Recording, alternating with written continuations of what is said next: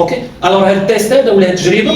التجربه كتعلمنا اول حاجه كيفاش نديرو سونسيبيليزاسيون و ميم طون مراجعه لداكشي اللي دوينا عليه ولا قرينا. اوكي يلا ميرسي. شنو اهم حاجه الدراري اللي خصكم تفيريفيو بايت نوت انت دراري في هاد اللقطه اللي كنديرو هنا راه ماشي يعني كنلعبوا ولا كنتفيروا، بالعكس هنا كنحاولوا نتعلموا اول حاجه كيفاش يعني كيفاش نديروا سونسيبيليزاسيون، كيفاش نبداوها في الاول اول لقطه ولا اول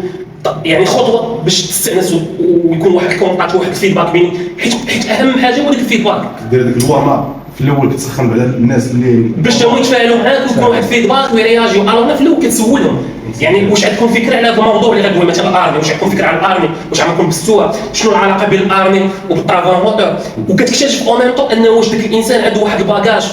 واش عنده داك واحد الباكاج وداك الشيء اللي غندوي عليه، وتما اون ميم طون كتسول وكتقيم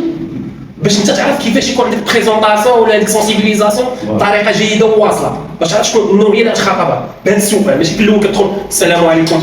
الارمي كنديروا لها سبيكسيون لا خصني نناقش معاك شوف واش انت عندك باكاج دومين، واش عندك واحد، واش كتفهم لي مون تكنيك اللي كنقول، واش كتفهم اش كنقول بهذه الاسئله في الاول يعني.